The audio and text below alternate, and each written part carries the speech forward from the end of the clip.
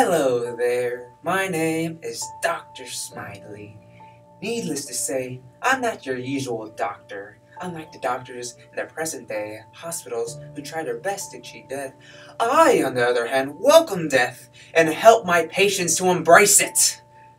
Why, just the other day, I found a young lady on the street. She looked like she was slowly dying of anorexia, so I gave her a smile, kissed her hand, and promised to help her. She was charmed and followed me as I led her to my office.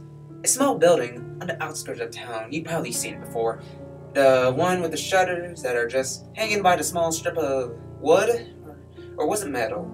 You know, the white paint slowly chipping off the wall, the one with the plastic and cardboard covering the windows. The one you always assumed was empty. I call this building my home, my clinic. I help all of my patients here. After I got back to my clinic with the girl, she was quite frightened. I thought it was cute, like a little mouse. I just gave her my usual sweet smile. I tugged her hand softly, easily pulling her along into my small living room. I let go of her hand and locked the door behind us. She began to panic as she noticed the bloodstains on my old couch. Oh, don't worry. That is just where I had to perform an emergency surgery. I said, trying to hold back my small chuckle of excitement. I took her into my operation room and told her to lay on my small operation table. She lay down, still looking scared and unsure. She looked around the room at all my bottles of pills and jars of liquids that lined the walls, and took notice of one of my specimens. "What is that?" she screeched as she pointed at one of the jars. I looked at the small jar, undetoured from my work. Why, that, my dear, is a specimen from my last patient. She had a disease that caused her blood cells to die, and soon her entire body began to shut down. She gasped and sat up. She tried to make a run for it, but fortunately for her, I just finished filling my syringe with the bluish liquid that I use for all my patients. I swung around, grabbing her wrist, yanking her back, stabbing the needle into her neck, and injecting the liquid. Shh, shh, shh. Don't be afraid. I'm here to help you. I whispered into her ear, smiling wide enough to show all my sharpened teeth.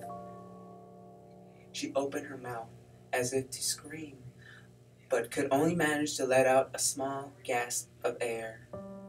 Then she fell into a deep sleep.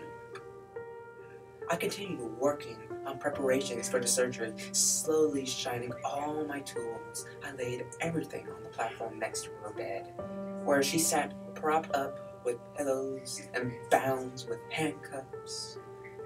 A soft whisper drew my attention, and I laughed. "Welcome back, sleepyhead," I said, placing the final tool on the table. She opened her eyes and started trashing against her chains. I only tisk. Does she not realize I'm trying to help her? I picked up my scalpel and started working on her. First, I cut her open, poking around in her insides as she bled and trashed. I usually try to keep them alive while I examine them. It's funnier that way. See, the organs try to keep working even when they're exposed to the world. After I cut her stomach and kidneys, I finally grew bored. I cut up a small piece of her wound and dropped it into my jar. A new specimen for my collection, I thought out loud, smiling widely. She was twitching now, blood dripping from her mouth and eyes rolled over in the back of her head. I giggled. I always find her last moments amusing. With that thought, I plunged my scalpel into her beating heart. Blood oozed from the wound that the girl went limp. I smiled wide, licking my lips. Another successful surgery.